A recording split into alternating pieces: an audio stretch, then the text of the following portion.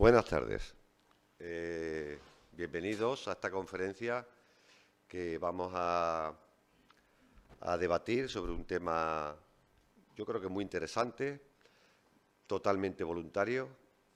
Nadie está obligado a hacer nada que no quiera. Son posibilidades que nos da la ley para plantearnos un poco cómo va a ser el final de nuestras vidas.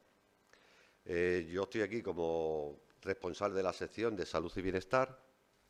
Mi nombre es José Luis Manzano. Voy a hacer una pequeña introducción porque aquí el protagonismo realmente lo van a tener estos señores, que son los responsables de una asociación que se dedica particularmente al derecho a la muerte digna. Nos acompaña, por un lado, vamos a empezar por la señora Manuela Blázquez, es socia decana de Cádiz, lleva 20 años o más siendo socia de esta asociación, maestra jubilada, como muchos de los que estamos aquí presentes, o de los que estáis aquí presentes, y que va a tratar una parte de la conferencia. Y a mi derecha tengo a José María Sáez, que es secretario de la asociación DMD, Derecho a la Muerte Digna, de aquí de Andalucía, que ha sido funcionario de la AUCA, los dos están jubilados ya y dedican su tiempo libre, entre otras cosas, a fomentar y a divulgar que, como insisto, son leyes nuevas que parece que no han cuajado demasiado en la sociedad y, dada la importancia que tienen, y alguno que me sopló en su día que podíamos hablar de esto, pues estamos aquí hoy. Bien, para empezar yo simplemente voy a hacer una pequeña introducción. Ya digo que el protagonismo lo llevan ellos. Y la introducción en la que me quiero centrar es un poco en ver qué derechos tenemos como ciudadanos nosotros, pero también qué derechos tienen los profesionales que tienen que dedicarse a este tipo de cosas. Y saltando esas 2 o 3 diapositivas, ya les daré la palabra a ellos. En principio no se trata de convencer a nadie, ni de desconvencer, cada uno trae sus ideas y al final de esta conferencia pues veremos qué sacamos en claro o no de todo esto. Simplemente se trata de informar de nuevas leyes que son garantistas, que son muy innovadoras incluso en Europa. Ellos ya nos lo podrán recordar. Pocos países en Europa tienen leyes tan garantistas y tan avanzadas como las que tenemos aquí en España, ¿no? También trataremos de explicar y de que se entienda cuándo se puede aplicar este derecho y cuándo no se puede aplicar, ¿eh? No cabe nunca una decisión precipitada.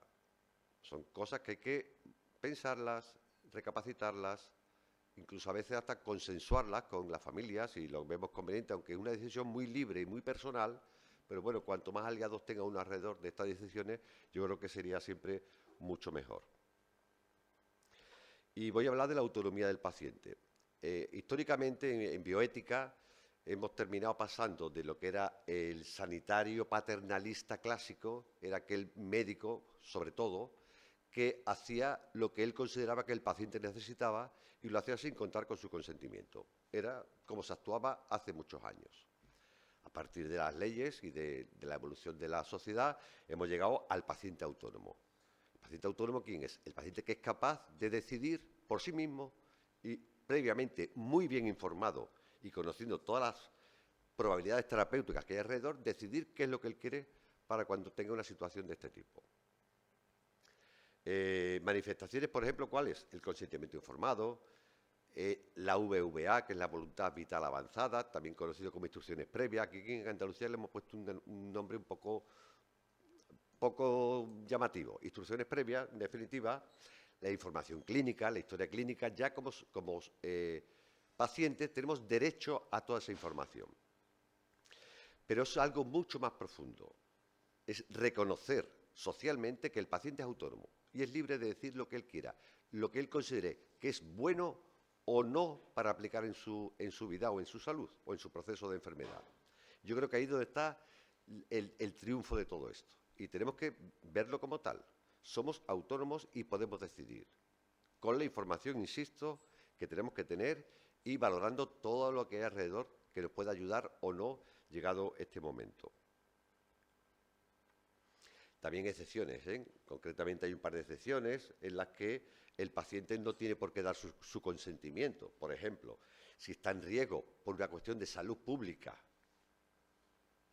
a veces hay que intervenir, aunque sea sin consentimiento. Se me viene a la cabeza, pues, cuando tuvimos con la COVID, ¿no? Que prácticamente había que ir sí o sí por una cuestión de salud pública, ¿no? O también si existe un riesgo inmediato por parte del paciente, pero no está en condiciones de poder mostrar su consentimiento, se puede intervenir. Son esas dos causas o asuntos en los que se puede intervenir sin que haya un consentimiento expreso del paciente. Y ahora, en el marco de la ayuda para morir, y hago aquí una incisión, que ya digo que es un tema que van a trabajar ellos, pero me parece muy interesante, no es un capricho, es una cosa que está muy estudiada, es muy garantista, en la que tienen que darse una serie de condiciones, de escenarios y de filtros. O sea, no es decir, la vida me va mal, estoy muy agobiado, pues quiero que me pongan algo y que me quiten de en medio. No, hay que darse un contexto eutanásico, o sea, qué condiciones tiene usted de salud para que se le pueda o no aplicar, y ya ellos nos van a comentar qué patologías están detrás de esto, ¿eh? ¿Qué garantía tiene en esa decisión que sea totalmente subjetiva y personal del paciente, sin ninguna influencia? Y eso el sanitario, que haga este tipo de cosas, tiene que garantizarlo, que no esté influenciado por nadie. Y luego, por último, la libertad de conciencia que tiene el profesional que va a actuar y va a ejecutar, en el caso de la ayuda para morir, la ayuda a la eutanasia, ¿no? Y luego se dan dos escenarios. Por un lado está el paciente con capacidad de hecho, o sea, soy consciente y hago mis aportaciones y hago todos los formularios que tengo que hacer, pero también puede estar ante un paciente que no esté facultado mentalmente, cuyo caso pues ya son sus responsables, sus tutores o quien mantenga la patria potestad, quien puede o no garantizar esa situación. Y por último hay filtros. Hay un médico responsable que va a acompañar al paciente desde que toma la primera decisión hasta que se realiza el acto, médico responsable, que va a estar apoyado por un médico consultor. Si las cosas no las tiene muy claras, siempre podrá consultar con expertos o con ese médico consultor. A ellos dos siempre le va a acompañar un equipo asistencial, enfermeras, psicólogos, otros médicos, etcétera, etcétera. Y luego, incluso si no hay coincidencia entre ellos y hay cierta controversia, existe una comisión de evaluación y garantías. Por eso digo que es muy garantista, ¿eh? La ley, y en ese sentido podemos estar tranquilos. Además, si hay dudas, pues hay una serie de herramientas para valorar que pues, el estado cognitivo, la autonomía del paciente, si hay, por ejemplo, una que se llama PAINAC, que es valorar si hay dolor en un caso de que haya una demencia o una persona que no esté en sus facultades mentales aptas, pues valorar si es el dolor lo que le está haciendo ese sufrimiento. Quiero decir con esto que hay muchas garantías, que no se aplica a cualquiera simplemente porque se pida, sino que los requisitos son bastante importantes. Estamos en un Estado de Derecho, donde el cumplimiento de la ley es obligatorio para todo, ¿verdad? Y de ello nos valemos para que tengamos esa paz social o esa vida en comunidad que tenemos. Pero hay una objeción, hay una salvedad, que son precisamente los sanitarios que tienen la posibilidad de acogerse a esa objeción de conciencia. ¿Estarían obligados por ley? Sí, pero le dan esa particularidad. Si por una cuestión moral o ética ellos no se sienten cómodos ejecutando una cosa así, tienen la libertad plena de acogerse. Pero también tenemos que garantizar que el ciudadano que lo solicite tenga garantizado que se le realice lo que él quiere. Entonces ahí entramos en un conflicto de intereses entre el profesional, que igual no está por la labor, y el paciente que está exigiendo ese derecho. Entonces, creo que tenemos que avanzar todavía mucho en ese sentido, ¿no? ¿Y qué es la objeción de conciencia? Es la decisión individual, por razones de conciencia, ante una persona que no quiere ejecutar en este caso sería la ayuda para morir, ¿no?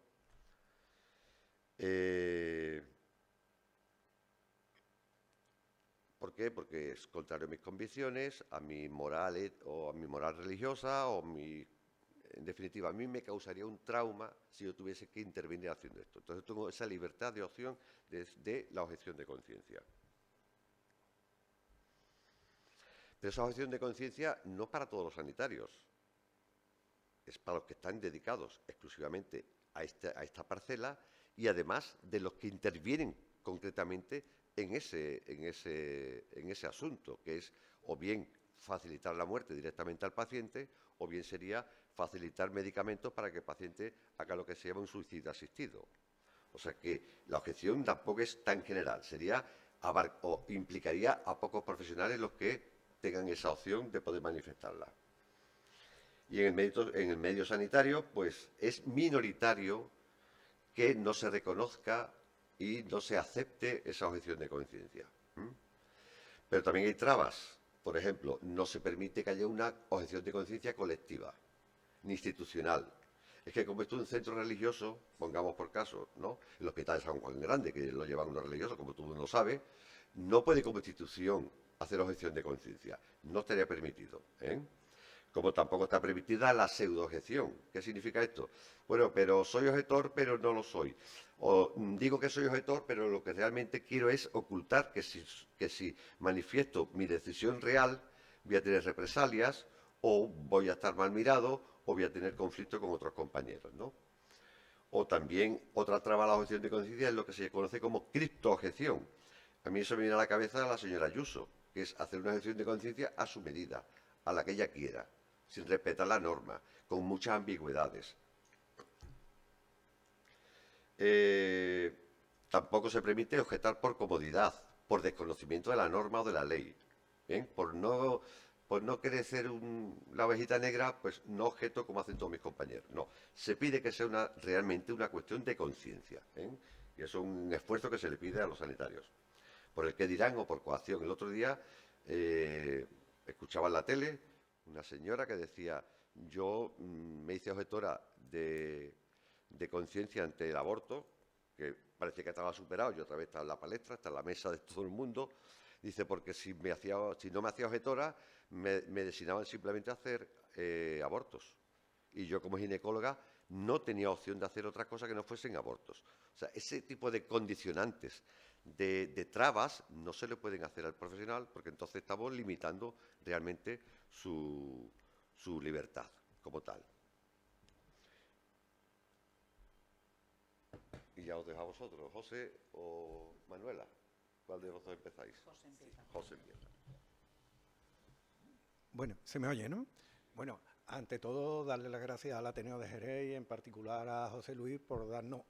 Sí, ante todo, darle las gracias al Ateneo de Jerez y a José Luis por darnos la posibilidad de dar voz a lo que entendemos la difusión de estos derechos que son muy desconocidos y ahora iremos haciendo un poquito el planteamiento. La idea que tenemos es condensarlo lo más posible porque había bastante interés, lo estuvimos hablando José Luis y yo, bastante interés en que hubiera luego un debate sobre el tema. Entonces vamos a intentar condensarlo, cuanto más tiempo demos para el posible debate y esto, pues un poco mejor. Primero, dos pinceladas de lo que es nuestra asociación. Es una asociación que promueve el derecho a la muerte digna, independiente. Luego hablaremos de lo que nosotros entendemos por muerte digna y es independiente en cuanto ideológicamente no tenemos ninguna adscripción política. Sin duda hacemos política porque estamos en la batalla del cambio de ley y esto es una actitud claramente política, pero no tenemos ninguna adscripción partidista.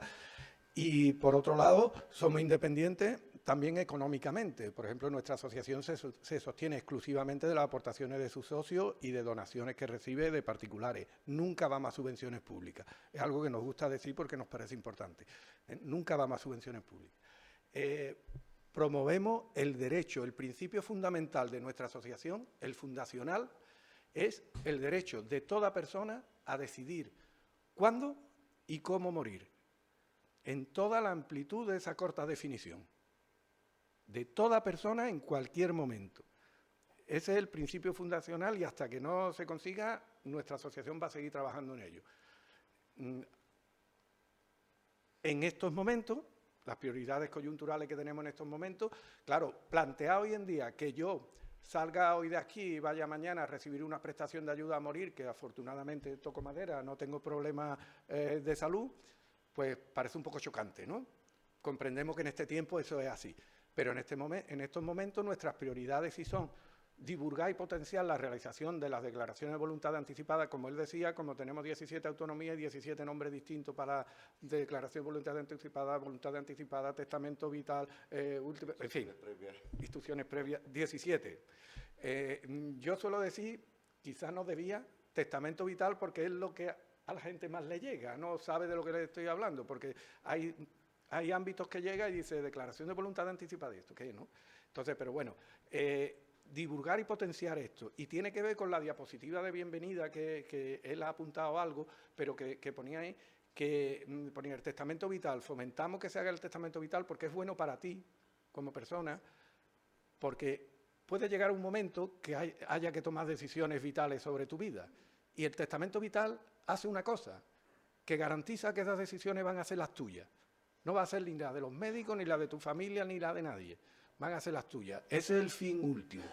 Pero es bueno para tu familia, porque ponerlo en el lugar de que hay que tomar decisiones vitales y tu hijo, tu marido, tu primo, quien sea, alguien que te quiere, tiene que tomar una decisión y entra en una decisión muy difícil y entran todas las dudas sobre hasta qué punto es lo que tú quieres. Dejar dicho cuál es tu voluntad es todo un alivio para la familia. Todo un alivio. Pero es que además es bueno para los profesionales, porque la misma situación, cuando un sanitario atiende un caso de un paciente, también se ve en la situación de tomar a lo mejor la decisión de apago o enciendo, ¿no? Saber qué quiere esa persona también facilita la tarea de los profesionales. De ahí la diapositiva de bienvenida. El segundo lugar, en estos momentos, es el seguimiento de la aplicación de la LORE. Como nos gusta decir a nosotros no somos apóstoles de la LORE. Nosotros nos queremos... LORE es Ley Orgánica Reguladora de la Eutanasia, disculpad. Nosotros no pretendemos convencer a nadie de que la eutanasia es bueno para él o no. Es un derecho que está ahí y quien quiere lo ejerza y quien no. Pero sí hacemos seguimiento, porque lamentablemente en muchas comunidades autónomas, y Andalucía una de las que más, ese derecho se está ejerciendo con más pena que gloria. Entonces, nosotros no pretendemos, sí pretendemos impulsar el testamento vital, pero no pretendemos impulsar la eutanasia, pero queremos que el ciudadano que la quiera pueda ejercerla sin problemas. Por eso hacemos un seguimiento. Quiero diferenciar en los dos matices. Y lo tercero, que está tachado no porque sea un error, es porque hasta este año la información y apoyo a los profesionales que se ha dado, los profesionales del sistema público de salud, que se ha dado de la administración pública andaluza, del Servicio Andaluz de Salud, ha sido entre pésima y ninguna.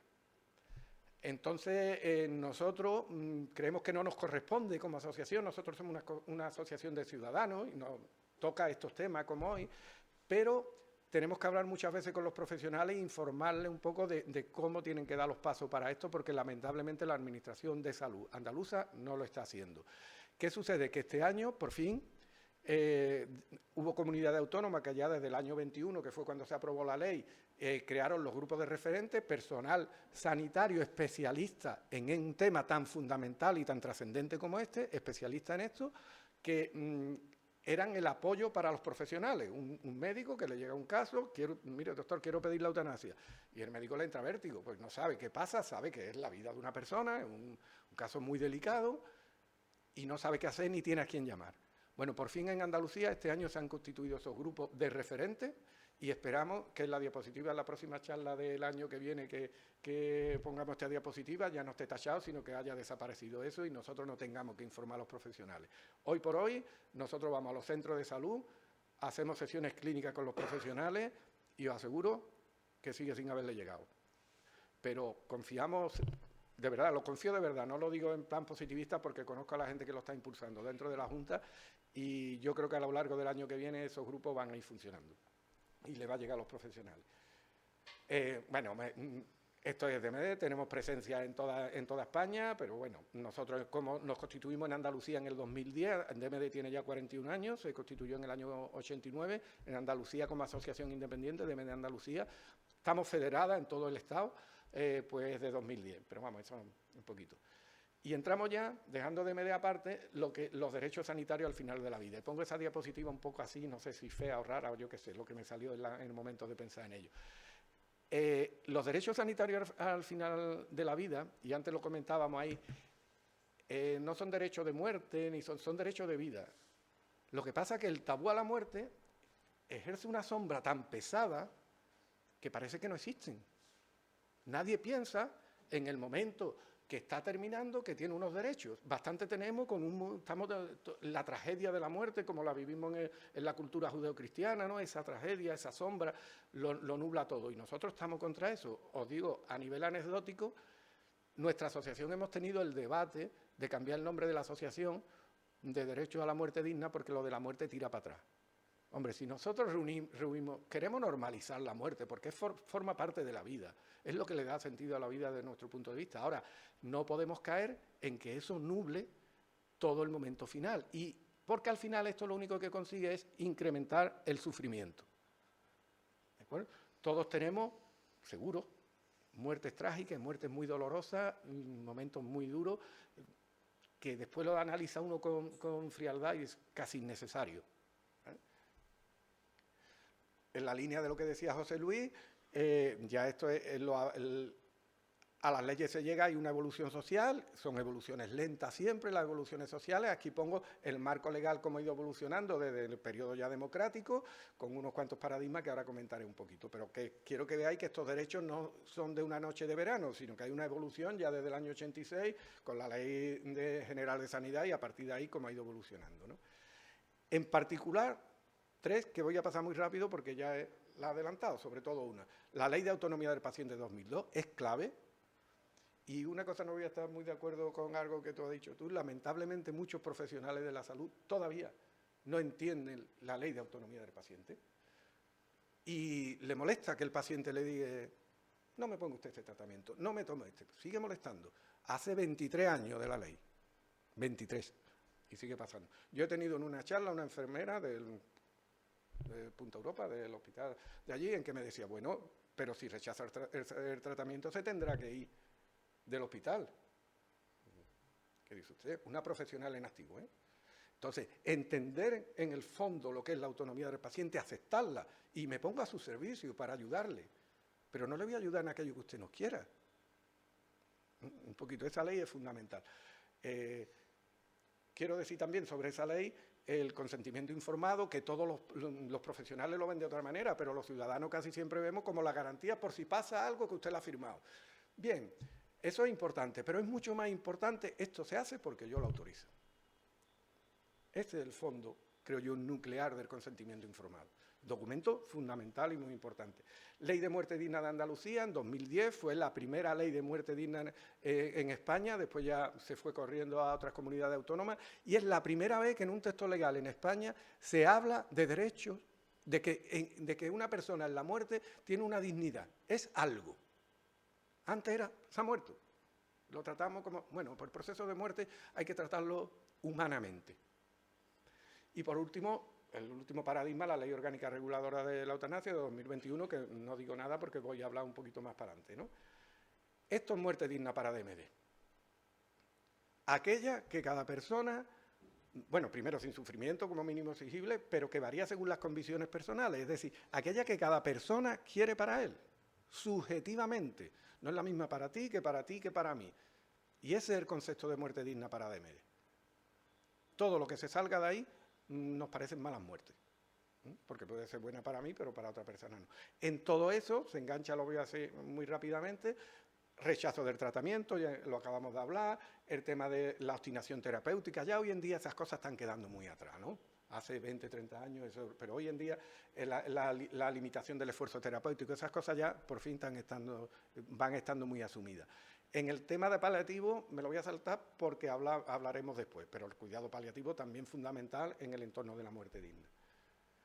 De reflexionar sobre estos derechos, sobre estas situaciones que lamentablemente tenemos la percepción de que socialmente no reflexionamos, y yo el primero, socialmente no, pues de pensar en esto, nace la declaración de voluntad anticipada. Cuando uno piensa en estas cosas, bueno, vale, ya lo he pensado, ¿y ahora en qué se concreta? Pues tendremos que tener un marco legal que permita que esos pensamientos vayan a algo que tenga un cierto valor social y jurídico. Y de ahí viene la declaración de voluntad anticipada. Os voy a poner un vídeo de 1 minuto, es de la Junta de Andalucía, bueno, en colaboración con DMD, pero que explica lo que es el testamento vital, y luego yo un poquito, es muy cortito, 1 minuto.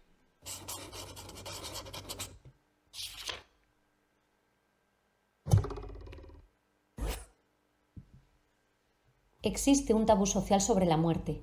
Hablar de ello puede ser incómodo, pero es importante hacerlo, porque la muerte forma parte de la vida.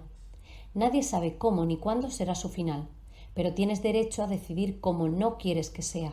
Habla con tu familia sobre ello y anímales a hacer el documento de voluntades anticipadas.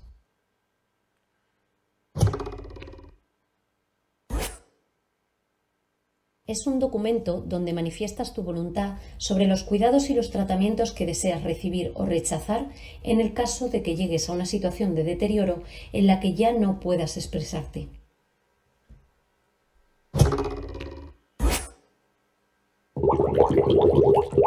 Cada persona puede decidir por sí misma según sus propios valores, pudiendo evitar así que se prolongue el sufrimiento al final de la vida.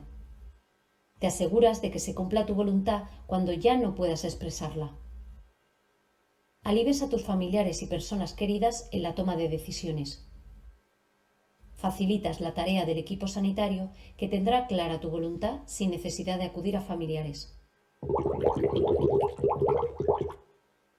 Te recomendamos que nombres a una persona como tu representante. Su papel será comprobar y exigir al personal sanitario que todas las actuaciones médicas respetan la voluntad que se ha expresado en tu documento. Es recomendable nombrar a una persona cercana que conozca tu voluntad y con la que hayas hablado detenidamente sobre el tema. Para registrar tu documento de voluntades anticipadas, pide cita en Salud Responde, llamando al 955-545-060. En nuestra web encontrarás información sobre cómo rellenar el documento y los puntos que recomendamos incluir. Bien, destaco dos o tres cosillas. ¿Qué es la declaración de voluntad anticipada? Donde una persona manifiesta su voluntad de cómo quiere ser tratado en el caso de que no pueda manifestarlo personalmente. ¿De acuerdo? Exclusivamente eso. Previamente, por eso es una cuestión que no es para mayores, es para toda la ciudadanía. Insistimos mucho, desde los más jóvenes hasta los más mayores, positivo para todos.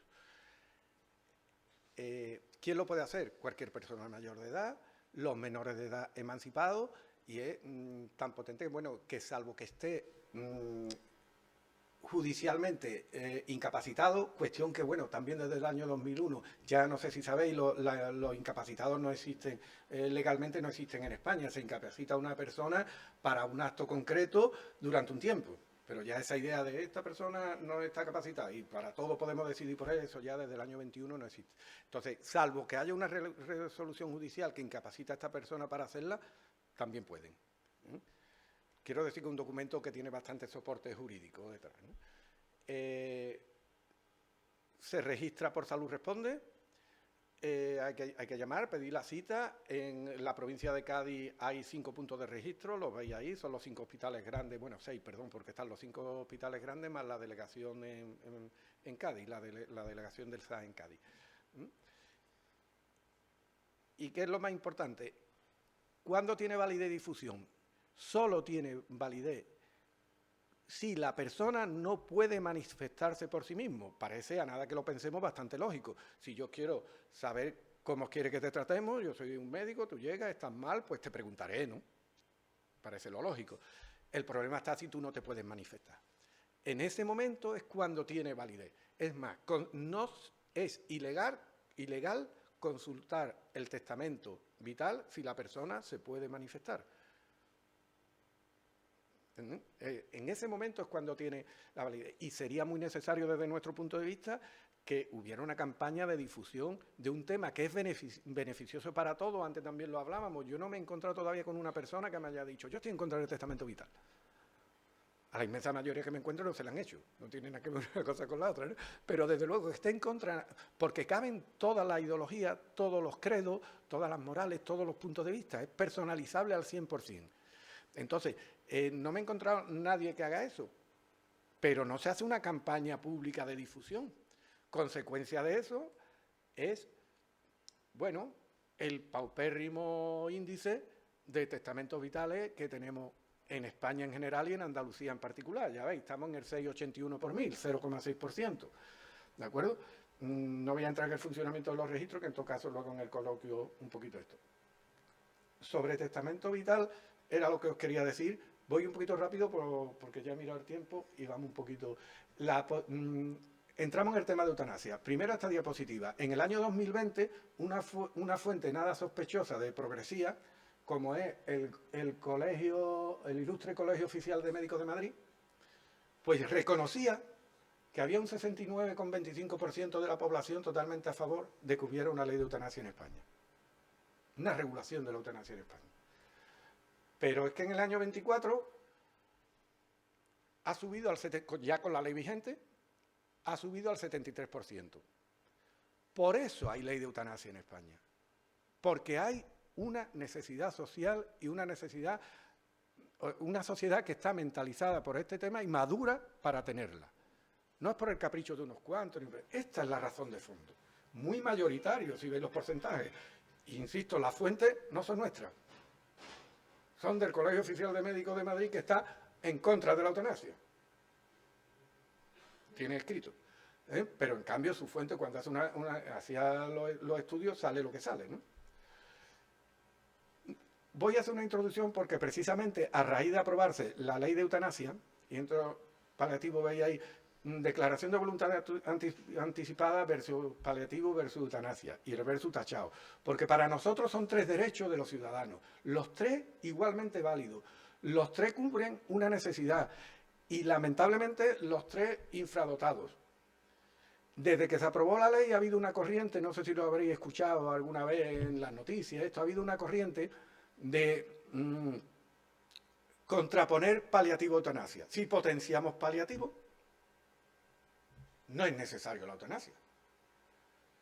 Precisamente esto viene de unas corrientes sociopolíticas que votaron en contra de los paliativos allá por 2010 y por todo esto, porque los paliativos ahora se hablan con mucha normalidad, pero costó aprobarlo.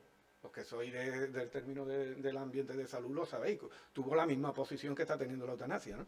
Pero ahora un poco... Pero hay una diferencia fundamental, ahora en la siguiente diapositiva veremos algo más, que para nosotros es importante. Declaración de voluntad anticipada y eutanasia la decido yo, es mi vida y la decido yo.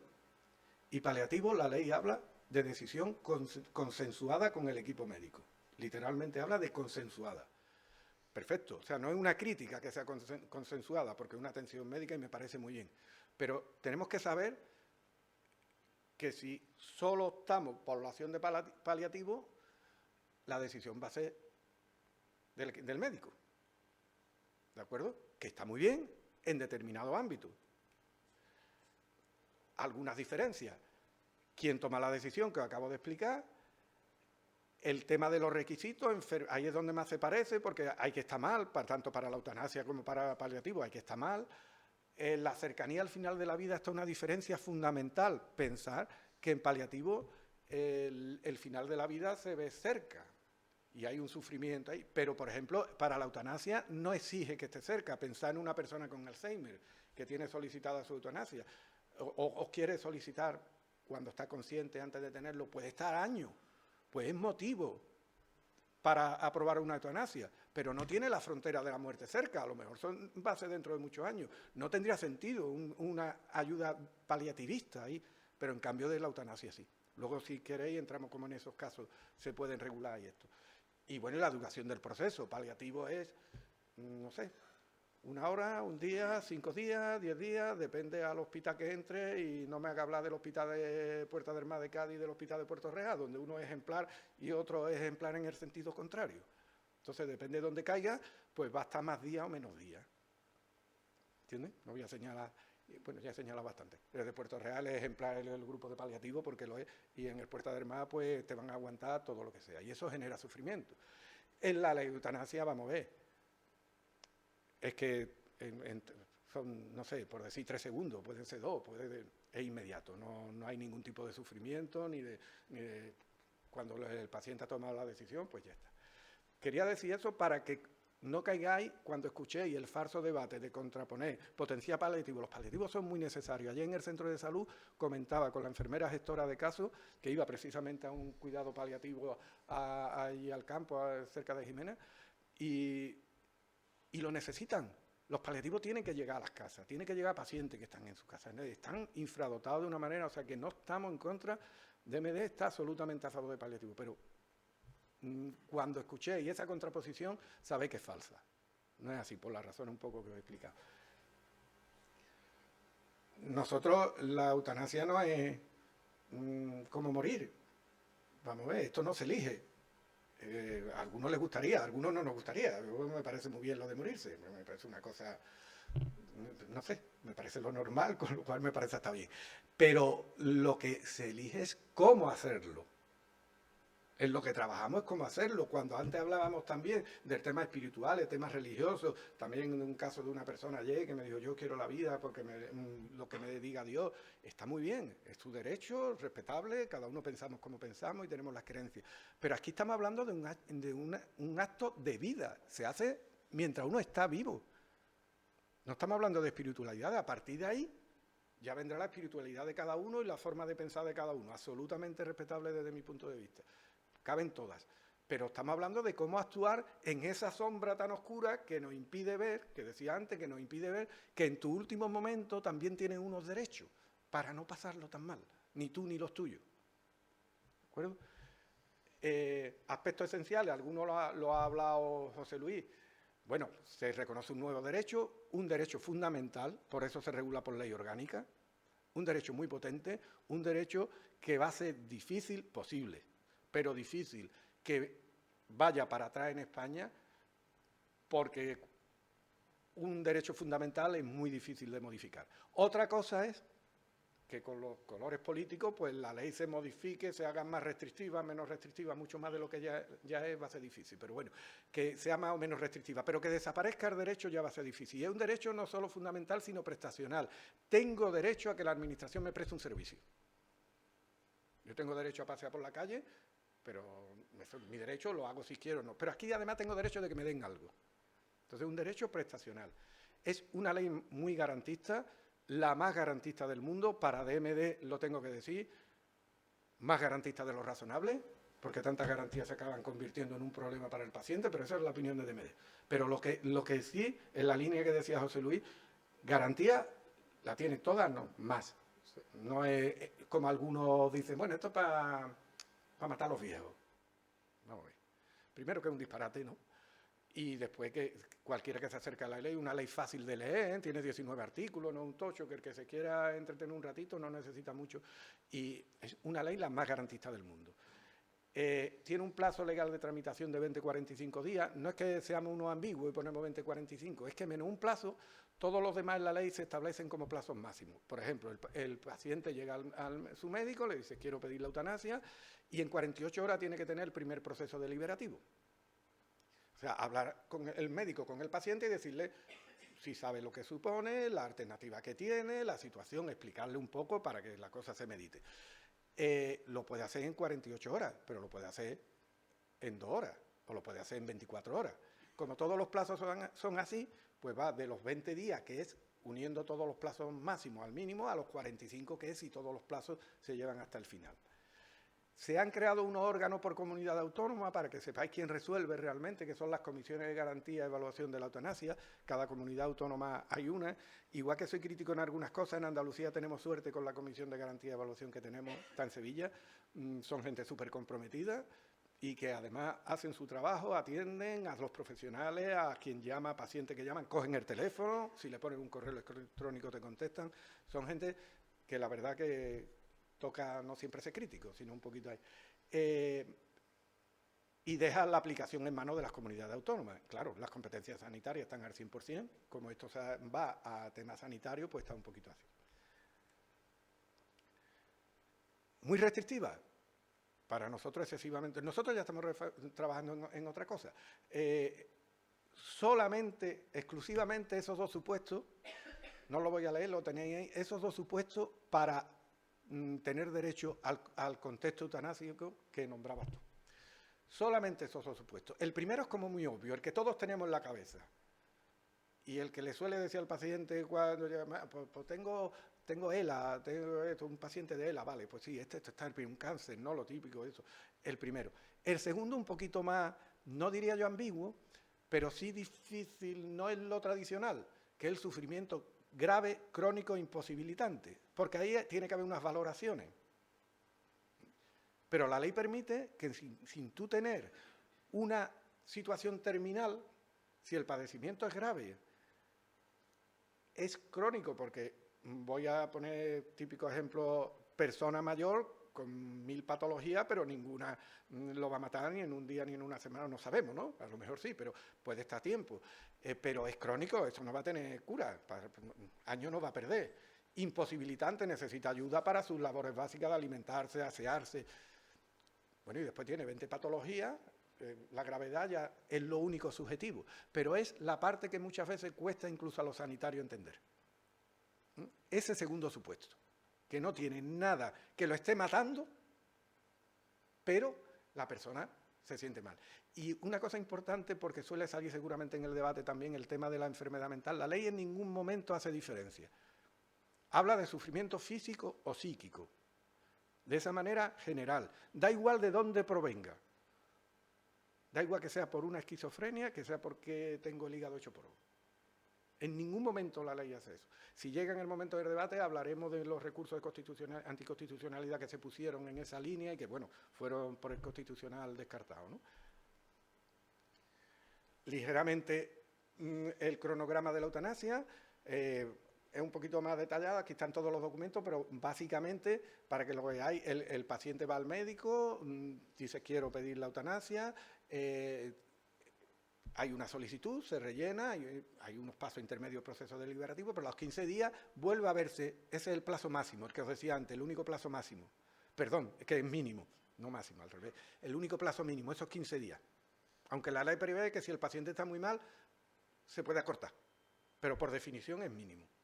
15 días, y a los 15 días va al paciente y le dice, bueno, usted ya pensaba, meditado en todo lo que hablamos, se lo explico nuevamente, llegamos a esto. Sí, sigo queriendo hacer esto. De acuerdo, consentimiento informado, y se firma en ese momento, en la segunda solicitud. Tengo que decir que hoy por hoy, siendo fundamental, porque los procesos deliberativos son fundamentales, están teniendo en este proceso en España poco efecto, porque los pocos ciudadanos que están yendo a la eutanasia suelen ir muy meditados. Muy meditados. Y en general yo creo que va a ser siempre. Países que tienen ya 20 y tantos años con estas leyes, pues están en el 3 y pico % de la población que termina vía eutanasia. Las personas se lo piensan, nadie viene a esto por deporte, nadie. Después de la segunda solicitud, hay 10 días para pedir un informe a un médico consultor. El papel del médico consultor, algún matiz sobre lo que tú has dicho, es importante, está el médico responsable, el que tutela todo el proceso, desde el principio hasta el final. Además ha habido una modificación en junio de un decreto, porque se estaba dando que tutelaba todo el proceso, pero cuando llegaba el momento de la prestación, decía, soy objetor, objeto. Bueno, este decreto ha dejado claro que objeta a todo el proceso o no objeta nada, porque metía en el último momento un follón. Entonces, el médico responsable tutela todo el proceso, pero tiene la obligación, después de la segunda solicitud, en un plazo de 10 días, buscar un médico consultor, le llama la ley, que es un médico experto en la patología del paciente, pero independiente del equipo médico del médico responsable. ¿Me explico? Es una segunda opinión independiente. Tiene que ser absolutamente independiente. No puede ser que trabaje con él. Se busca justo lo contrario. A partir de ahí, en 3 días más 7, llega a la Comisión General de Evaluación. La Comisión General, lo digo muy por encima, luego si hace falta se detalla, llega el expediente, son un grupo de personas, juristas y sanitarios, se le asigna el expediente a un sanitario y a un jurista, lo valoran y aprueban o no la prestación. A partir de que se aprueba, en caso de que se apruebe, si no se apruebe, el paciente tiene derecho a recurrir. Si se aprueba, el paciente elige 100% cuándo y cómo, dentro del marco de la ley. Pero el paciente, no te puede decir el médico, vamos a hacerlo en el hospital, vamos a hacerlo en tu casa, vamos a hacerlo la semana que viene, dentro de un mes, la semana que viene. No, lo elige el paciente. Sí. De la objeción de conciencia, me voy a saltar este vídeo para no, por la cuestión de tiempo, muy concreto, voy a ir a lo último. Por las cosas que él ha apuntado, porque él la ha apuntado. Hace falta un debate serio en España, no lo ha habido para la objeción de conciencia en el ámbito sanitario. Y viene de los tiempos del aborto. Y hace falta. Del aborto. Que se reguló de aquella manera, se le dio una salida un poco indigna. Yo te escuchaba la mención que has hecho tú de la persona esa que te ha dicho eso. Yo tengo un amigo ginecólogo, fue ginecólogo en el hospital de Jerez hace muchos años, y entró de médico, y por no que sea el único que hacía aborto, él totalmente a favor, pues objetó también. El tema de la objeción de conciencia, en el aborto se resolvió muy bien llevándolo a las privadas, en la eutanasia no va a ser posible, ¿sabes? Se resolvió muy bien, entre comillas, que me parece fatal, que tuviera que salir de lo público. Pero bueno, se resolvió, al final al ciudadano se le presta el servicio. Entonces, pues bueno. Entonces, la objeción de conciencia creemos que hace falta un debate porque tiene muchas puntaditas que hay que valorar. Aquí no estamos para... Tú eres un profesional y te llega un caso, la valoración ética o moral de la ley no te corresponde. Eso ya lo ha hecho el Parlamento, que para eso lo tenemos. Te corresponde tu opinión personal, tu opción personal. Pero no, es que esto la ley es matar gente. Pues, bueno, tú piensas lo que quieras, pero aquí hay una ley que lo han hecho los representantes de los ciudadanos. Parece razonable que hubiera una cierta supervisión sobre la objeción, una ley de esta trascendencia. No, yo soy objetor. Y ya está. Y ya está. Lo digo y lo soy, aquí no hay más nada. Hay que darle vuelta. Lo que nosotros llamamos la objeción sobrevenida, que tú la llamas con objeción en dos términos que emplea, la objeción, muy claro, es de conciencia. Y la ley te respalda en la objeción de conciencia. Porque tengo mucho trabajo, se pone usted en huelga. Haga usted lo que quiera, pero eso no es objeción de conciencia. Porque yo no estoy de acuerdo con la ley jurídicamente, eso no es objeción de conciencia, eso es una ilegalidad. Como no hay mecanismos de control, pues puede hacer la ilegalidad y no pasa nada. Pero no es objeción de conciencia, objeción es por principio, que es lo que protege, lo que la mayoría que tiene la legitimidad en las sociedades democráticas protegen a las minorías y dicen, si somos mayoría, vamos a hacer lo que hagamos la mayoría, pero a ti, porque pienses distinto, no te vamos a tratar mal y vamos a respetar tu conciencia. Ese es el fondo de la objeción de conciencia. Un matiz respecto al registro, se está diciendo mucho, ahora está pasando en Madrid con el aborto, la privacidad. Es que nos van a poner en una lista negra. Eso es una auténtica falacia. O sea, la objeción de conciencia, el registro de objetores de conciencia es público porque pertenece a una administración pública. Y lógicamente es público. Pero que sea público no es que esté en la plaza pública anunciado. La ley prevé la confidencialidad y absoluta garantía a la protección de datos de lo que está ahí. Una cosa es que la publicidad y otra cosa es que sea público. Es un matiz que se está mezclando mucho ahora precisamente a raíz de eso en la Comunidad de Madrid, mezclando la misma palabra empleada en dos contextos distintos. Es público en cuanto a que es de la administración pública, pero esto no se hace público para los ciudadanos. Pero importante, el ciudadano tiene derecho a saberlo. Si tú eres mi médico y yo voy y te pido la eutanasia y tú dices, soy objetor, ¿me lo puede usted acreditar? No, esto es secreto para todo el mundo menos para mí, que soy interesado, ley de régimen jurídico, en el procedimiento administrativo.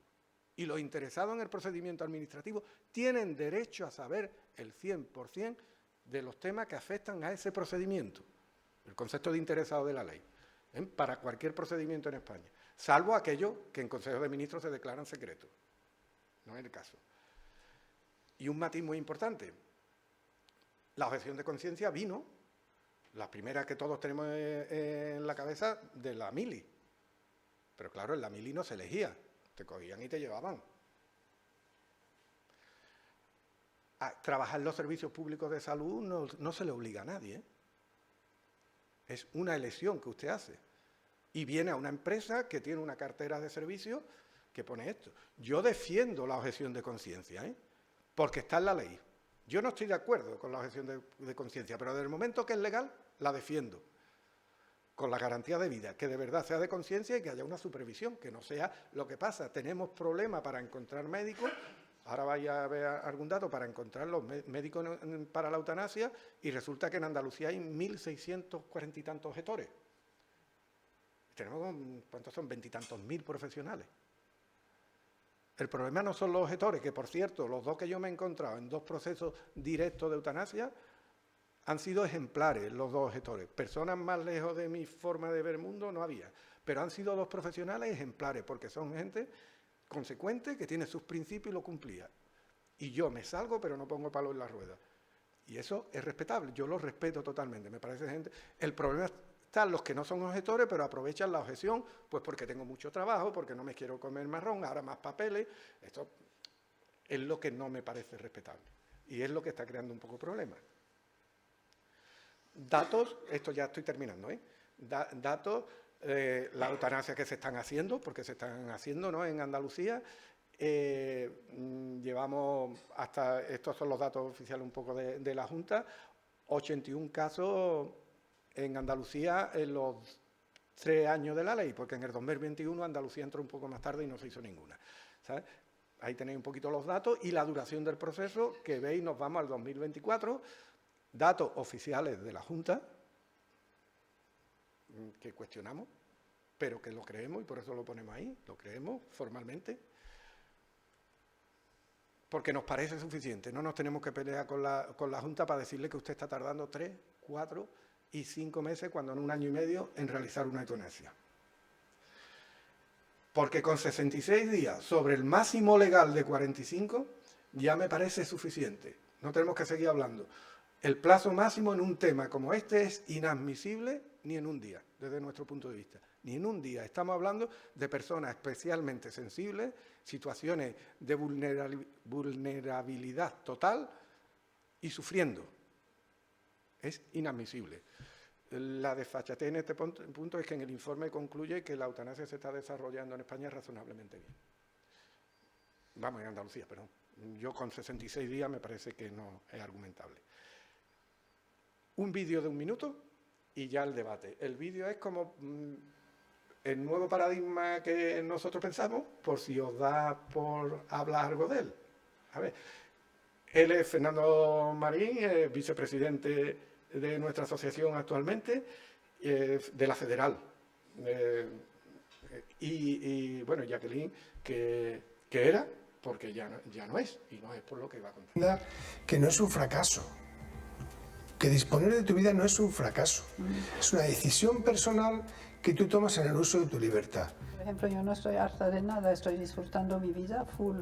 Es solamente un acto de lucidez, después de haber acompañado a mucha gente, de ver a qué momento empieza la vida a deteriorarse, obviamente por muchas razones diferentes, y por la sensación de haber vivido muy bien, justamente por amor, es por amor a la vida, que yo prefiero no entrar en la edad en la cual ya la vida deja de ser vida tal y cual la siento yo. Esa es su vida digna, que no es la tuya, que no es la mía, esa es su vida. Y terminó, es ilegal, pero terminó como quiso. Simplemente nosotros ya estamos trabajando en lo que entendemos el fin de la vida por vida cumplida, solo como idea, por vida cumplida, que tiene, bueno, hay un trabajo que serán años por hacer, pero bueno, ahí está un poquito. Ya está, yo no sé si me he ido un poquito. No. Pues, muchas gracias. Pues abrimos el debate. Si alguien tiene alguna pregunta que formular. Ya Manuela igual interviene porque Sí. pactamos, como iba muy rápido, pactamos en que yo unía las dos cosas para ir más rápido. Yo soy de hablar muy rápido, no sé si os habéis dado cuenta. Lo que pasa es que hablo mucho.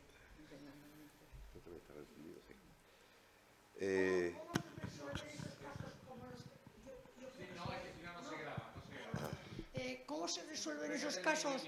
Como que como los que hay, ese caso de Barcelona, de ese padre que ha negado la eutanasia y luego vienen los abogados cristianos o no sé qué y se meten en ese asunto. ¿Por qué se van a meter ellos en la manera que yo quiero acabar? Bien. Porque la chica lo ha pedido y lo quiere. Sí. Te comento, conocemos el caso, los casos, porque son dos. Francés y Noelia. Sinceramente nosotros pensamos que ahí hay un problema más jurídico que de tema sanitario o tema de eutanasia. Ahí lo que ha pasado, además no han sido los primeros casos en España. Lo que pasa es que los dos primeros fueron en Galicia. Los primeros se resolvió en primera instancia por la judicatura con mucha agilidad. O sea, le dijeron a la familia, a la madre, el primer caso fue en Galicia, una chavala también joven, y que no le abrió la puerta cuando fueron a hacer la prestación, vamos, fue un caso. Y entonces, la juez, cuando no le concedió legitimidad, dijo, usted no es nadie para actuar en este caso. Entonces se pudo realizar la prestación. ¿Qué ha pasado en Barcelona? Bueno, en los dos casos esto, porque en los dos casos esto lo que ha pasado, en un caso, bueno, en los dos landables hay dos jueces distintos, legitimidad, que es lo que es cuestionable, pero estamos hablando de que es que el juez, en el uso de su independencia, de contrapoder, uno de ellos estima que el padre sí tiene legitimidad. Porque el otro lo que sucede es que entiende que eso no es cosa suya y se lo manda al Tribunal Superior de Justicia de Cataluña. Y el Tribunal de Justicia de Cataluña se lo devuelve y le dice, esto sí es cosa suya. Y esto en la justicia son meses.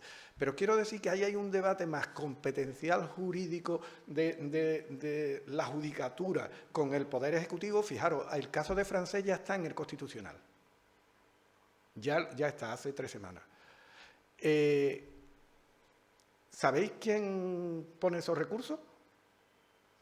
No lo pone el paciente, lo pone la Generalitat catalana, porque va contra una resolución de la propia Generalitat. La Generalitat ha dicho, usted tiene derecho a esto, tome la prestación. Y ha dicho un juez, no. Y ahí el conflicto está entre la Judicatura y la Generalitat. O sea que estamos hablando de un nivel institucional. A mí no me gustan mucho esos dos casos, no lo digo por tu pregunta, no en absoluto.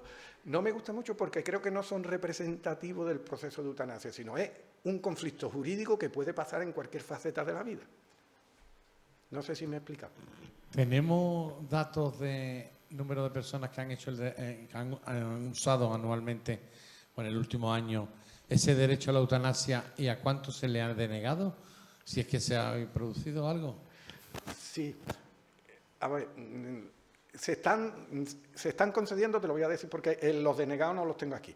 Ahí tenéis el dato último, pero te lo voy a decir. Mira, básicamente en España está con el informe del Ministerio, es que estos son datos de la Junta, con el informe del Ministerio, una tercera parte se ha realizado, se ha concedido, otra tercera parte se ha denegado y otra tercera parte, estoy dando los números a la ancheta, ¿no?, han muerto por el camino. Lo cual, cuando la prestación empieza a alargarse tanto en el tiempo, como alguna vez esto hemos tenido reuniones y lo hemos tenido que decir, y si conseguimos que en vez de 60 días sean 6 meses, y si no 6 años, pues conseguiremos no tener que dar ni nega ninguna, se morirán todos por el camino, ¿no? Esto necesita agilidad. Y ya 45 días la ley nos parece mucho, pero bueno, ahí está, empieza a estar en un margen razonable. Pero por encima de eso nada. No sé si te he contestado.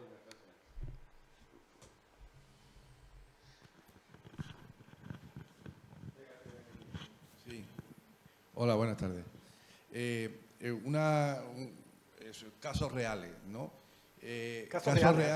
Casos reales vividos, ¿no?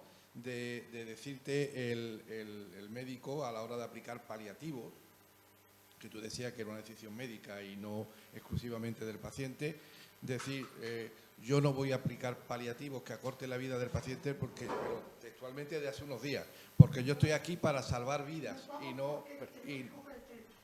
Muchas gracias. Pero no porque no sea interesantísimo y estemos de acuerdo. Muchas gracias. El médico decía textualmente, yo estoy aquí para salvar vidas y no para ayudar a nadie a morirse. Por lo tanto, de ese tema conmigo ni hablar. O sea, vivido en primera persona, ¿no? Entonces, y ahí no hay objeción de conciencia, sino hay imposición de una de las partes frente a la debilidad de la otra. En este tema. Y la segunda parte, no sé si forma parte de este escenario, es el suicidio asistido, que yo creo que solucionaría mucha parte de la eutanasia, porque yo creo que si alguien en plena conciencia, con sus facultades buenas, decide irse de aquí, no necesita ir a nadie a suplicarle que le ayude. Normalmente te coges una caja de lorazepam, te la tomas y te vas para allá. Si no necesitas ese ayuda. Entonces, cuando alguien pide esa ayuda, es que normalmente no es capaz, no tiene medios para poder él autoadministrarse esa salida de aquí, ¿no?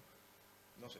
Sí, sí. Eso del suicidio asistido, no sé cómo... Yo me pongo a hablar y Sí, no sí, dejo tú hablar a hablas, ninguno. Yo prefiero que hables tú Bueno, pues con gracias. conocimiento de causa, Vale. a que yo meta la pata. Respecto a eso que te ha dicho este paliativista, verá, delitos cometemos todos. El que no haya cometido alguno ponga, pero eso es impresentable.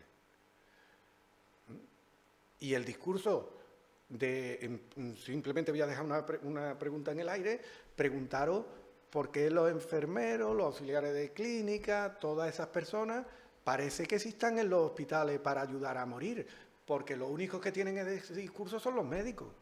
Perdón, es que me iba a decir un taco. No me gusta decir los médicos porque es muy injusto, porque no son los médicos. Es la organización médica colegial, que tiene mucho poder.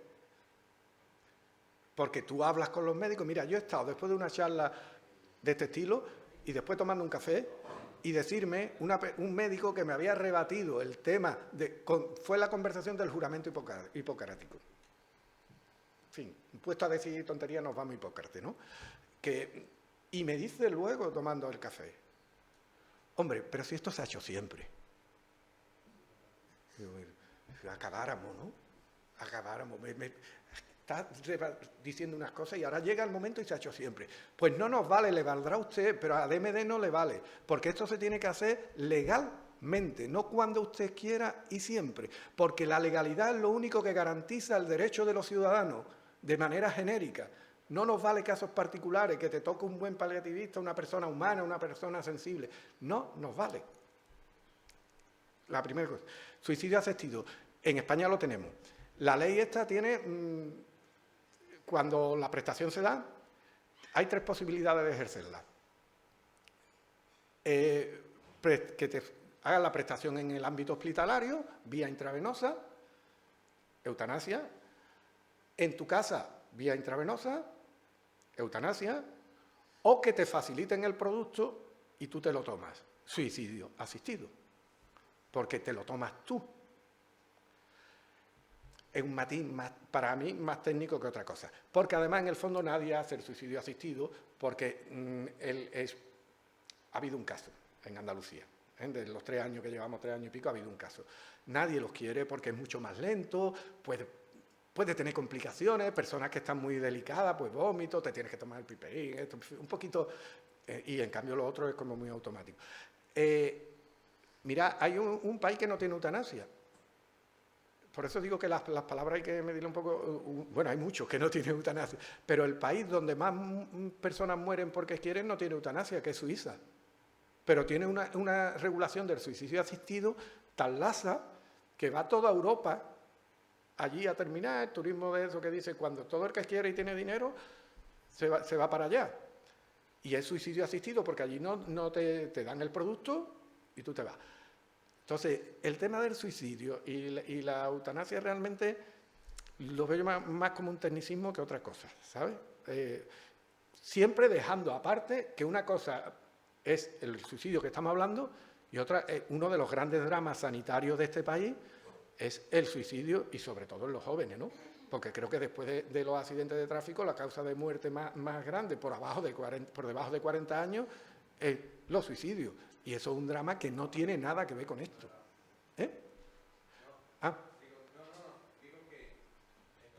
En el caso de los adolescentes está por encima de los accidentes de tráfico. Incluso por encima, ¿no? Eso es... quiero decir que tenemos que separar el suicidio. A nosotros nos llegan personas y nos hacen consultas y gente que está queriéndose ir. Y que lo que está es vamos a decir, deprimido, por decir algo, ¿no? No deprimido de chirigota, de hacerlo, sino con una depresión profunda, pero que es que esto, la ley no se ha hecho para esto. Esto no es eso. Algunos, tengo ahora en la cabeza a un chaval, ingeniero, con 38 años, de San Fernando y eso, y le tuve que decir, vamos a ver, tú no te quieres morir, tú lo que no quieres vivir así, porque tiene unas malas condiciones personales. Claro, la ley no es eso. La ley no es, esta ley no es para eso. No sé si te he contestado. La ley es para cuando la vida es inevitable, o sea, cuando la muerte es inevitable. Que digo que la ley está hecha para cuando la muerte es inevitable y tú eliges la forma que quieres morir. Nada más, ¿no? Sí, sí, sí. Bueno, la muerte es inevitable o tiene un sufrimiento que considera insoportable, ¿no? Porque, por ejemplo, los enfermos de ELA, a lo mejor es para varios años, pero ellos no quieren llegar al extremo de no poder ya moverse, de necesitar ayuda constante y pueden solicitarlo. El ELA sí está contemplado en la ley, ¿no, José María? Sí, sí, vamos, como una enfermedad sería del supuesto 1, vamos. Ay, perdón, sería de los 2 supuestos exclusivos que os mostré, el primero, enfermedad grave e incurable. En el caso del ELA, os sonará un SUE, él ha defendido y ha conseguido incluso que haya una ley para que le ayuden y todo eso, todavía no ha conseguido que le den dinero, pero dinero quiero decir que doten la ley, no lo digo, pero él ya, por ejemplo, ya ha dicho que cuando tengan que tratamentarlo, no le vale eso, quiere irse. Entonces, la subjetividad individual de cada cosa. Pero ahí la ley le ampara, ¿no? Sí, sí. No, siempre que pase por todos los supuestos, sí, y la sí. comisión de garantía y lo otro y lo otro. Sí, Claro. Es que es muy garantista la ley. Yo quería, decir que la primera premisa es que nadie quiere morirse sufriendo, ni lleno de dolores, ni nada, ¿no? Es decir, todo el mundo preferimos, como mi suegra, ¿no?, que apareció muerta con 86 años y nunca había estado mala. Claro, una muerte digna. Yo creo que la segunda premisa es también que esto es una ley, entonces una ley que no obliga a todo el mundo, sino que es una ley en la que tú decides. Es decir, tú decides si acogerte a la ley o no acogerte. Entonces, me parece que eso es un hecho fundamental y un hito, ¿no?, de un país como el nuestro, democrático, que tiene que defender los derechos a pesar de... yo, por ejemplo, he hablado ahí cuando has dicho de que trabajar en el servicio de los servicios de salud públicos no es una obligación. Yo estoy totalmente de acuerdo contigo. Es decir, yo me debo al Servicio Andaluz de Salud. Bueno, se respeta, se puede respetar, pero, por ejemplo, se puede respetar que haya objeción de conciencia, pero, por supuesto, argumentada. Yo que he vivido, yo he vivido 40 y algo de años en el Servicio Andaluz de Salud. Digo que eso no es cierto, que prácticamente hay muy poca gente que han argumentado, poquísima gente de los profesionales que han argumentado que son objetores de conciencia, conscientes de lo que dicen y creyentes, que me parece muy bien. Pero lo que pasa es que también hay otro problema. Nosotros estamos educados en la cultura cristiana, en la cultura de la bienaventuranza, ¿no? Bienaventurados los que sufren, porque de ellos será el reino de los cielos. Pero bueno, eso es para quien crea, no ahora mismo, que por supuesto está en todo el derecho de creer, pero que no obliga al resto de los ciudadanos. Esto es un país laico, es un país que debe defender como bien esta ley, ¿no?, el derecho a morir dignamente, que lo elija cada uno. Entonces, hombre, o por ejemplo, se me ha venido a la mente la ley del aborto. Sí, la ley del aborto, la objeción de conciencia, que además explica muy bien, que no se va a decir, no se va a poner la lista de los objetores, pero sí, sin embargo, que lo pasan a la privada para el negocio, para lucrar precisamente bueno, pues a la sanidad privada, lo mismo que otra serie de cosas que ya escuchamos en la Comunidad de Madrid.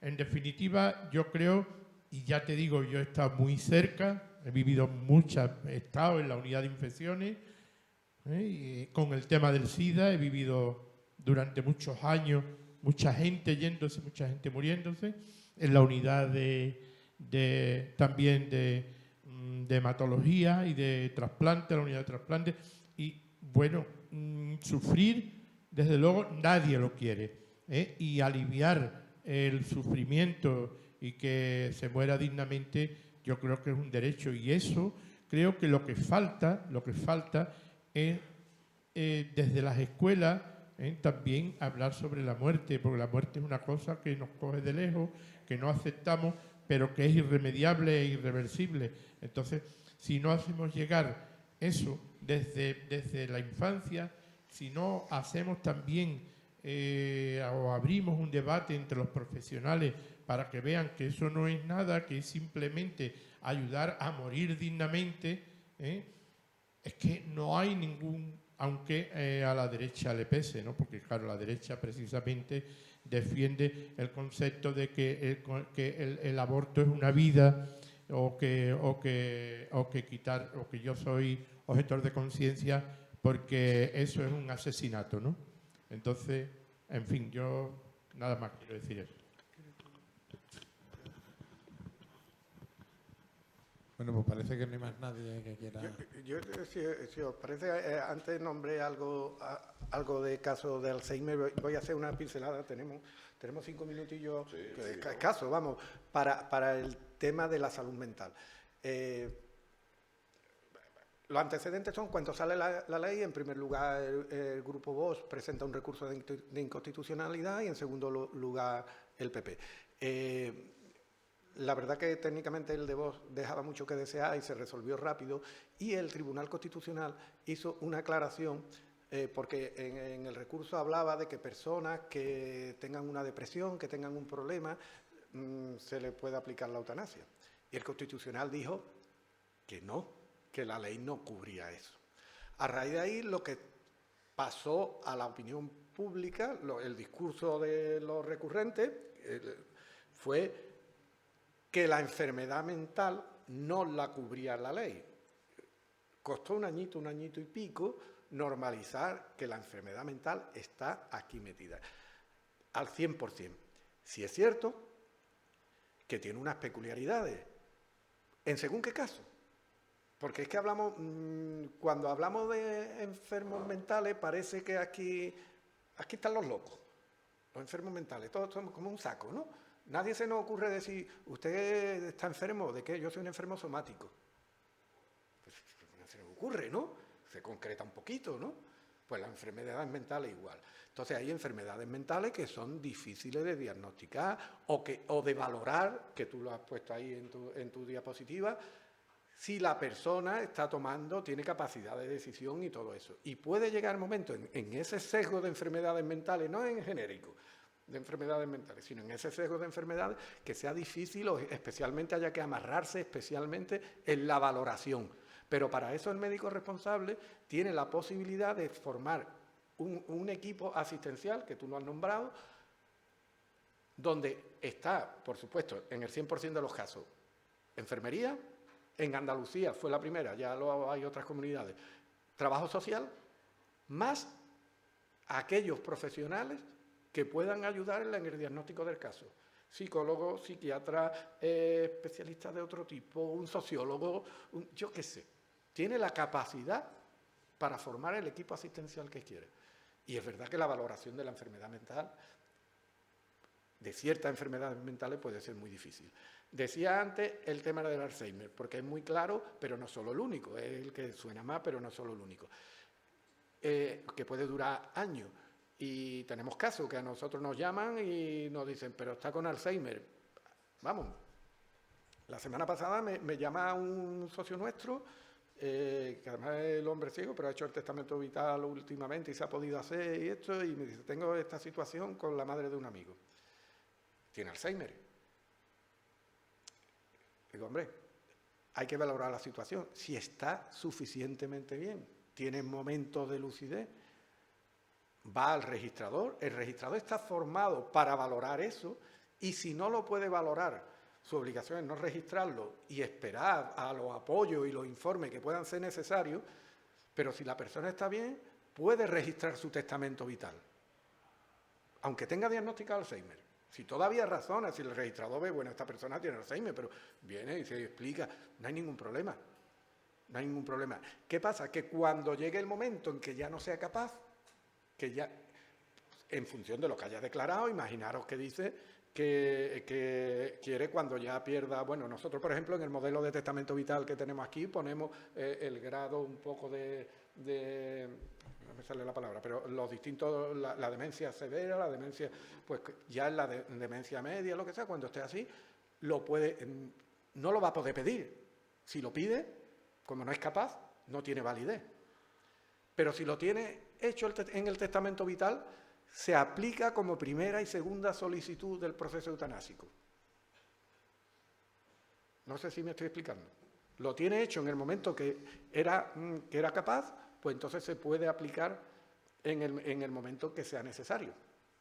Si no, es imposible, porque llevaros claro una cosa, muy importante, sobre todo para los detractores. La eutanasia en España solo la puede pedir el interesado. Nadie más. Por eso choca mucho con la sentencia judicial que dice le da legitimidad al padre. Resulta que para pedirlo no puede ni mi padre, pero para parármelo hasta mi padre. Es un poco chocante, pero no voy a entrar en eso. Pero lo cierto es que la ley es clara. Sola la puede pedir el interesado. No hay ningún... Igual que en el testamento vital está el representante y todo esto, que si tenéis alguna duda lo comentamos, pero en la eutanasia no. Solo tú. Es una garantía hasta para esos viejos que dicen algunos que queremos matar. Es una garantía porque solo lo puede pedir el viejo. Digo un poquito...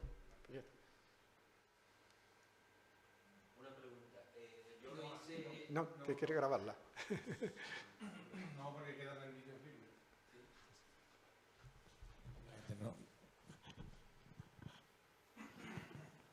Mira, te preguntaba dos preguntitas. Yo lo hice en su día y siempre me surge la duda, hace años, en el momento que la ley estuvo en vigor y demás, porque te acabo de escuchar el modelo vuestro.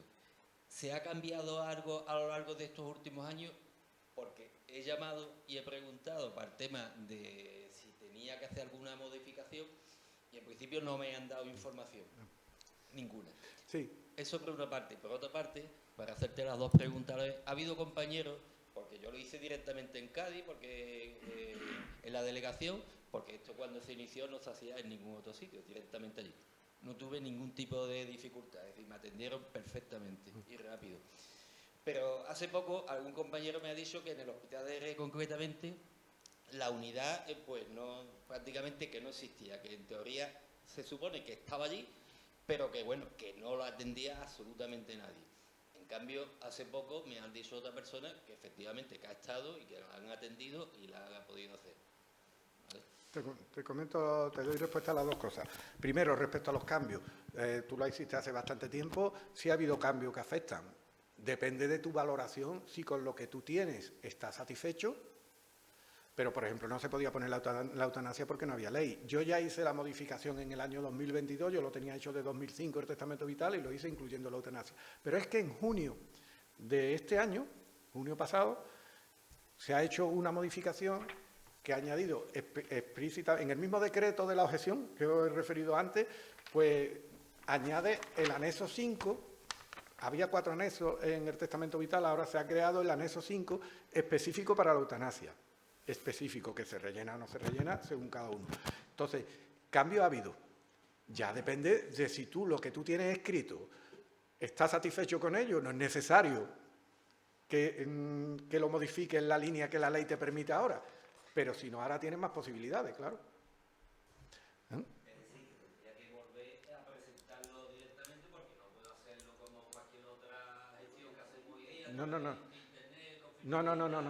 Tienes que... y voy ya con la segunda parte uniéndolo a eso. Tiene que ser con registrador. hay 44 puntos de registro en Andalucía, en toda Andalucía, y 162 registradoras, que ya hay algunas que no quedan porque se están quitando, porque desde el año 2023 esto ha venido funcionando muy bien durante muchos años. Se pedía la cita, como tú has dicho, sin problema. Desde 2023 no es así. Y hay problemas. Yo he llamado para conseguir cita. Cada vez que voy a un sitio siempre llamo el día antes para conseguir cita para el testamento vital. Ya yo creo que los de salud responden, se van a aprender mi DNI, porque cada vez que esto, digo, oye, quiero una cita para esto.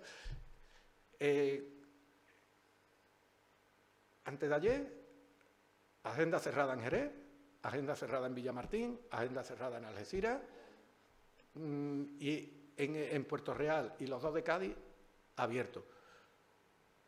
Es lo habitual desde el 2023.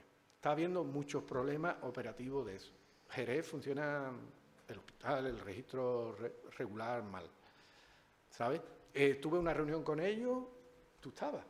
¿Te acuerdas la reunión? Sí, con la gente de atención ciudadana, que estaban los paliativistas, y nos dijeron, una de las cosas que nos dijeron, que no había mucha demanda. Y, hombre, si cada vez que llama no hay cita, la demanda va a ser poca, ¿eh? Va a ser poca. En fin, sí, está habiendo problemas, pero se consigue, ¿sabes?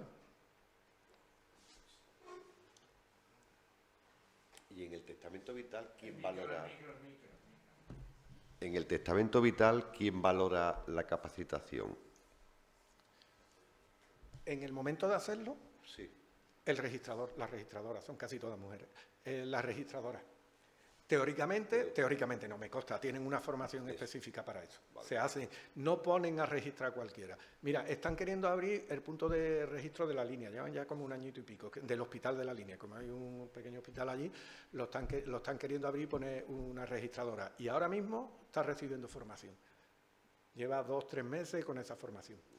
Se hace, y yo, cuando digo yo, no digo DMD, porque como estamos en toda Andalucía, las registradoras suelen estar bastante bien formadas.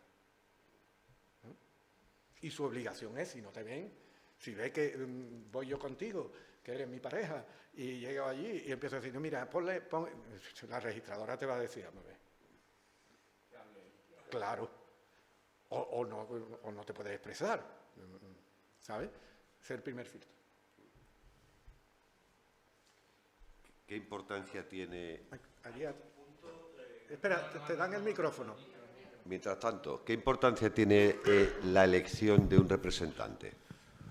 Pues viene muy bien, porque no he dicho nada al representante y me parece... Espérate, le contesto a él y creo que es importante. Primero, hay 2 figuras, anexo 3 y anexo 4, designación del representante, designación del sustituto del representante. No es lo mismo. No hay 2 representantes, hay un representante y un sustituto. Importancia, el representante es la única persona que puede actuar por el paciente, pero nunca puede ir contra lo explicitado en el testamento. Lo que tiene la potestad de impulsarlo, de decirle al equipo médico que lo atiende, mire que tiene hecho el testamento vital, mire usted la historia clínica, impulsar eso. Si hay alguna, puede haber cuestiones interpretativas, sabemos que luego en la práctica las cosas no son una raya aquí y ya está, y entonces es el representante el que decide. Y a mí me gusta siempre decir que, como los novios adolescentes, no pone a quien os quiera mucho, sino a quien os quiera bien.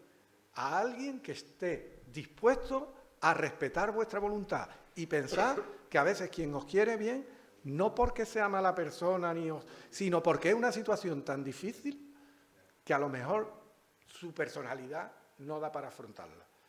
A una madre, a un hijo, tiene que hacer. Entonces, hay que pensar en el representante como la persona que va a impulsar esto y se va a preocupar de que el equipo asistencial tenga en cuenta esto, lo que yo he puesto ahí. Y que sea alguien que tenga la capacidad de hacerlo. Pero, José María, no es obligatorio tener representante. Bueno, perdón. Totalmente de acuerdo. No es obligatorio, eso si quieres, ¿eh? Pero es muy recomendable, ¿eh? Ya. Que una cosa muy breve. Sí. Ya. Vale. que es muy breve. Solamente hay un listado de los puntos de registro, aparte de los que has dicho de la provincia de Cádiz, por ejemplo en Sevilla, ¿cómo sé dónde hacerlo? Que a lo mejor me corre prisa, pero... Sí, si quieres me da un correo electrónico o un teléfono y te lo paso. ¿O lo tenéis en la página web? O... No, vamos, lo tenemos en la web no, porque la web es nacional y lo tenemos por autonomía. Yo tengo, nosotros tenemos todos los puntos de Andalucía. Yo te lo mando, pero no los tengo aquí. Vale, pues... ¿Sabes? Pero sí los tengo aquí. Tengo puestos los de Cádiz. Pero tenemos sí la relación de todos los puntos de registro de Andalucía, incluso con los datos del número de personas de registro que hacen por año y esto. Perdona, pero... Vale, gracias. Sí. Vale. ¿Ya? Sí. No, que te iba yo a decir que si llama a Salud Responde, ahí le informan de todos los puntos. Sí. Claro. Sí, cuando digas que eres de... En Sevilla, ¿dónde puedo hacerlo? Sí. Y le dicen todos los sitios. Sí, cuando digas que eres de Sevilla, que quieres en Sevilla, no tienes que justificar, porque uno puede elegir el sitio donde quiere, ¿eh? No tiene... Cuando digas que eres de Sevilla, te va a ofrecer las posibilidades que hay en la provincia. Claro. Pero vamos, que yo te lo facilito. Hola, buenas tardes. Yo quería preguntar una cosa. Hay una parte importante de la población que no está en la Seguridad Social, que son mutualistas administrativos y todo demás. Entonces, ¿esto cómo se regula? Respecto al testamento vital, ningún problema. Exactamente igual. Exactamente igual. Puedes ir y eso es un registro público que hace cualquier ciudadano. ¿De acuerdo? Esa es la parte menos conflictiva. Respecto a la eutanasia, que es más conflictiva, pero exactamente igual. Tu mutua tiene la obligación de prestarte ese servicio. Y digo que es conflictiva porque no lo hacen. Porque no lo hacen. En Andalucía llevamos 2 eutanasias. Una de las primeras fue de las primeras que se hizo en el año 2022 y la otra ha sido en Cádiz este verano. En Cádiz capital, este verano. 2 casos registrados. Que vienen directamente de las mutuas. Porque, por ejemplo, nosotros, a los ciudadanos y socios que lo han pedido y nos han dado esa información, siempre le decimos, cámbiate y pídelo por la pública. Eso se puede hacer. Porque el servicio lo prestan muy mal. Cuando se presta bien, el caso de Cádiz de este verano fue ejemplar porque llegó la persona ya con el equipo médico de la mutua, la trabajadora social súper comprometida, ya tenían el médico responsable, sabían quién iba a ser, estaban por la labor. No hubo ningún problema. Pero fijaros hasta el punto que es anecdótico estas cosas. ¿Sabéis quién le tuvo que dar los documentos a la mutua? Sí, DMD. Hasta ese punto no tienen información. O sea, no tenía... Y bueno, ¿y dónde lo escribo? Y el LORE 1, el LORE 2 son 21 documentos, no los 21 hay que rellenarlo, pero son 21. Y no los tiene, pero es que no los tiene el SAS. Que nosotros le hemos presentado los documentos, vamos. O sea, te quiero decir que en derecho es muy sencillo, igual, las dos cosas, igual, en la práctica el testamento vital no va a tener ningún problema. En lo otro, como no ve con gente comprometida en la mutua, y no es lo habitual. Bueno, yo no sé si sería bueno a lo mejor que usted asesorara y hicierais algún cursillito, algunos médicos con esta documentación, no sé, plantearos lo digo. Sí. Nosotros, entre otras cosas, mira, veníamos en el coche hablando Manuela y yo, hemos ido ya a 20 y tantos en los últimos, desde que está la LORE, en los últimos 20 y tantos centros de salud de la provincia. Nos comemos las mesas informativas a los ciudadanos que no se para nadie, porque llegan por allí, muerte digna, y se van 2 metros más para allá, ¿no? ¿Por qué lo hacen? Porque al abrigo de eso, que está institucionalizado las mesas, conseguimos hacer sesiones clínicas con los profesionales. Lo que tú estás diciendo, conseguimos hablar con los médicos, las enfermeras, además en su ambiente. y está dando muy buen resultado, la verdad. Pero es un tema a tener en cuenta que los colegios médicos son muy potentes. Yo no sé si animaros, pero si tenéis curiosidad, entrar en la coordinadora de colegios médicos de Andalucía y veis lo que dicen sobre la eutanasia, ¿no? O sea, es una serie de disparates que dices tú, pero ¿cómo estas personas se permiten decir esto sobre una ley, ¿no? Pero bueno, entonces ahí hay un colectivo que está muy condicionado, ¿vale? Mira, perdona, en el colegio médico, pues nosotros cada vez que hay un acto de esto vamos, pero no nos permiten dar una charla. Pero como público vamos, y vamos siempre. Y ya nos conocen y por lo menos hacemos un poco de contrapoder. Es decir, aquí no puede usted decir lo que quiera, un poquito, o puede decir lo que quiera, pero va a tener que intercontar. Pero no, llevamos tiempo, porque mira, colegio de enfermería, colegio de trabajo social, colegio de psicólogos, con todos tenemos una relación estupenda y damos charlas para ellos, además específica para... Hace 2 semanas la dimos en el colegio de trabajo social otra vez, específica para trabajo social, el papel de trabajo social en estos procesos. Ya nos gusta, con enfermería, bueno, igual, ya nos gustaría hacerlo en los colegios médicos, pero no están por la labor. ¿El testamento vital es un documento en blanco donde se escribe el texto, cada uno, o es un cuestionario? Sí. Aquí están los modelos. Después te lleva, por cierto, ahí tenéis folletitos, llevaros lo que queráis, ¿vale? Y menos la mesa que es de aquí. Aquí están los modelos. Mira, a nosotros a DMD el andaluz nos gusta mucho, porque la mayoría de la autonomía es un documento donde se marcan cosas, del estilo, igual no, sí, del estilo, por ejemplo, de esta página, no sé si lo veis, donde viene Casilla, Marcos, ¿quieres el sonda nasográfica? Sí, no me pronuncio. Es de ese estilo. En Andalucía se ha hecho de una manera, lo han diseñado de una manera muy literaria, un cuadrito y escribe usted lo que quiera. Tiene su punto de vista, bueno.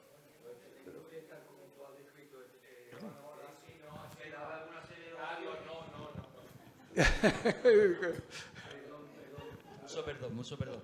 Que te decía que no sé si serían los primeros y los cambiaría, no lo sé. Porque ya te digo que lo hice muy pronto. Pero que realmente a mí me dieron la opción en cada una de las propuestas que me daban, elige el 1, el 2, el 3 y el 4. Sí.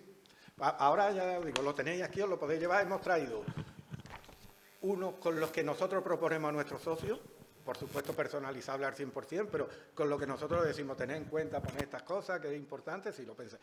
Y también están en blanco, esto está en la web de la Junta, no es ningún... pero vamos, que lo tenéis aquí. Se puede, si no cabe lo que uno quiere escribir aquí, es un documento potente, escribir lo que queráis. Incluso puedes poner un anexo, un PDF, llevarlo, no hay ningún problema, ¿sabes? Se puede poner... Pero a nosotros nos parece que para la generalidad de la ciudadanía el que sea muy literario no es muy bueno. Para la gente de determinado nivel cultural sí, no le importa escribir, pero a otras personas les gustaría más que todo fuera. Pero bueno, así está. De todas maneras, cogedlo y os lo lleváis, esa es un poco la idea. Y yo una cosita a nivel práctico. Uno rellena eso, va al registro, lo entrega, se queda con una copia, supongo, y esa copia es la que le hace... A esa persona que hemos dicho que nos va a cuidar un poco que se cumpla, le hacemos llegar una copia, la tenemos en casa, le decimos a toda la familia, aquí está la copia. Él tiene que estar también. Está registrada, sí, pero si tú no haces, digo yo, si tú no la sacas a la luz el familiar cuando es necesario, probablemente eso vaya... yo conozco un caso... Está en tu historia clínica. Ah, vale. Pues yo conozco un caso de la madre de un amigo mío que la mataron, se murió, no la mataron, se murió y no le dejaron, que ella quería donar el cuerpo a la ciencia y no le dejaron porque dijo, no me lo ha dicho usted antes, yo no lo sabía y eso tiene un tratamiento previo. Y la respuesta que le dio la señora dice, pero bueno, hay cosas que aunque uno quiera, mi padre quería que le pusiera la bandera a España, pero lo íbamos a incinerar, como voy a quemar yo la bandera a España. Entonces, esa fue la respuesta, ¿eh? Eso no hay. Quiero decirte que conozco el caso, vamos. Sí, esas cosas en el testamento vital no se pueden poner cosas que no sean clínicamente recomendables. No es para poner capricho, esas cosas no entran ahí, ¿no? El representante perdona, no es necesario que vaya, porque en uno de los anexos lo tiene que llevar firmado la autorización del representante. Entonces, fíjate, no hay que aportar ni el DNI si el representante marca la casilla de que autoriza a la administración a consultar telemáticamente sus datos. Eso por un lado. Teóricamente está muy bien pensado. Funciona. Pensar suele ser más fácil. Está muy bien pensado. Y de hecho, tú sales de hacer el registro, cuando tienes la cita, tú vas, estás 1 hora con la registradora, porque tiene la obligación. Si yo voy con este testamento allí, lo llevo ya relleno, todo, no vale, esto es un borrador. Ella tiene que explicarte caso a caso, pregunta lo que supone la trascendencia de cada pregunta, para que tú declares allí, y ella lo va mecanizando. Cuando ha terminado, por eso tarda casi 1 horita, lo imprime, lo miras, te lo pone a la firma, y eso es el que te lleva ya registrado. Cuando sale de allí, te lleva tu copia en papel, ya registrada. Teóricamente, en el registro andaluz, automáticamente en el registro andaluz de voluntad anticipada y automáticamente en el registro nacional de voluntad anticipada. Son 2 registros distintos, pero es automático. Y automáticamente en DIRAYA, en la historia clínica. ¿Vale? Donde suele salir siempre en el registro nacional, que es el que está más lejos. A veces no está en la historia. Y hay una cosa que el SAS tiene el compromiso de hace un par de años ya y no acaba de hacerlo, que es para el profesional que tenga un caso, cuando ve el paciente, le salga en la primera página que yo consulto, me llegas tú mal, miro, tiene hecho el testamento vital. No, además es distinto en atención hospitalaria y en primaria. Entonces, está un poco escondida. Pero teóricamente el diseño es ese. Y sales de allí que al día siguiente tienes un accidente en Toledo y el médico consulta en el registro y tiene hecho el testamento vital. De todas maneras, el representante... Mira, sí, una pregunta. No sé si lo sabéis. Vamos a ver, cuando una persona tiene un seguro de vida, los seguros suelen excluir el suicidio. Si tú, por ejemplo, solicitas hacerte la eutanasia o el suicidio asistido, ¿sabéis si ese seguro de vida...? No puede hacer eso. La eutanasia es muerte natural. ¿Y el suicidio asistido? La eutanasia es en base a la LORE. Es suicidio si es el supuesto 3, que tú te lo tomas, o es eutanasia si son los 2 supuestos anteriores. Pero lo que se haga en base a la LORE, en la consideración, ¿no? Consideración de muerte natural. En el subconcepto que hay, te pone por aplicación de la LORE, pero a todos los efectos para el seguro has muerto por muerte natural. De todas formas, yo creo que el suicidio está excluido al principio del seguro, no luego, ¿eh? Es decir, tú haces un seguro... Sí, pero que este caso no está así. Vale. Bueno. Sí, pero que en este caso no tiene la catalogación de suicidio. Legalmente es muerte natural. Muchísimas gracias. Perdón. Bueno. Sí. Y si quiere intervenir, perdón, tiene que ser informado si vas a participar en algún estudio de investigación y tiene que estar plasmado, igual que la donación de órganos y todo eso. Bueno, pues vamos a dar por clausurada. Les pido un aplauso para estos señores.